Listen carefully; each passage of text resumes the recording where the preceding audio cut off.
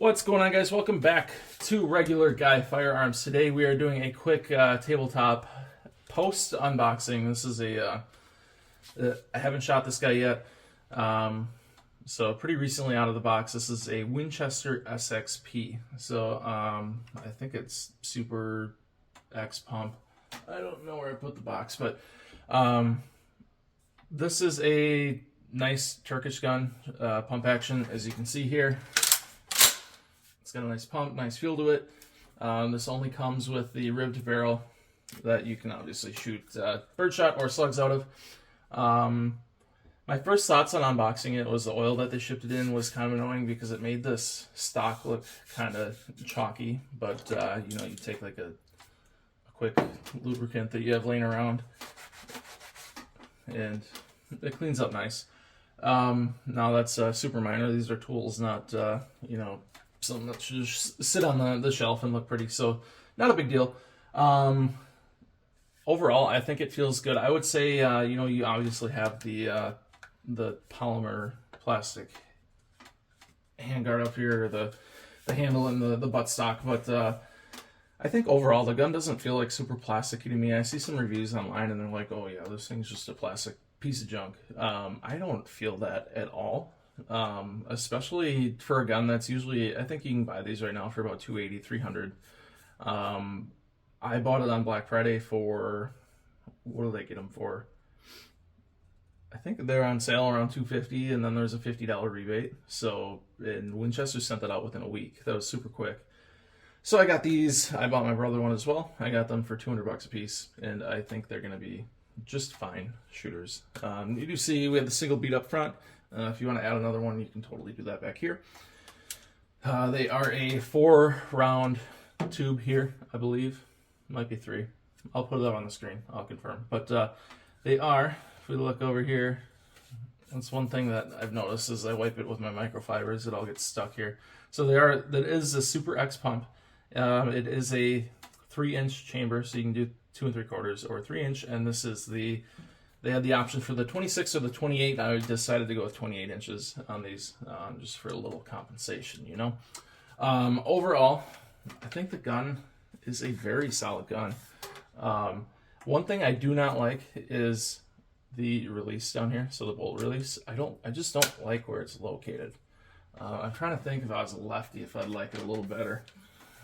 And well, yeah, maybe. I mean, if you're a lefty, it's right there.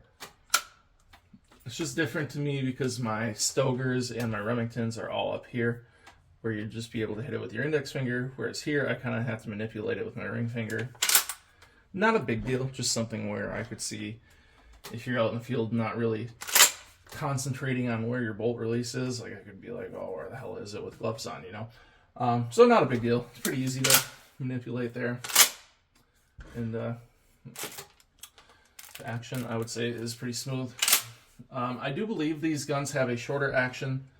I don't notice it a whole lot versus like my 870, but I think the action is a little bit shorter. So all in all, first thoughts on this thing is that I think it's a pretty solid shotgun that we have here. I don't really have any complaints. Maybe a little complaints on the finishing. I must have smacked it on something there, but they put like a little label here that was kind of a pain to get off, and then it looked like some of the finishing was a little thin in spots, but it's a cheap shotgun designed to work, so not really a big deal to me. So there you guys have it. I think I will say that the aftermarket support for these things is very, very limited. I don't really know why that is, because these are pretty common guns. They did have some slam fire issues early on, so I don't know if that made the aftermarket community just kind of a little intimidated by it, but don't expect to go find any like Magpul stocks or anything like that for them, because they just don't seem to be out there.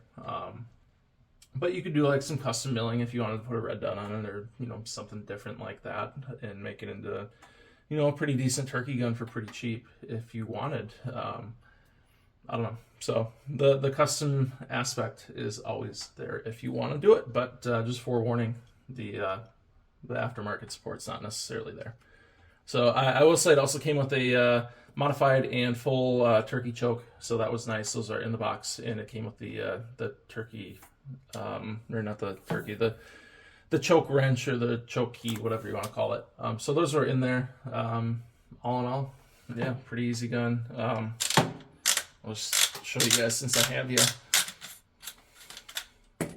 Like most pumps, pretty easy to tear down. This is how it came, bolts there, and yeah, it's all pretty solid. So there you guys go. This is, in my opinion, probably one of the better budget options on the market for pump shotguns.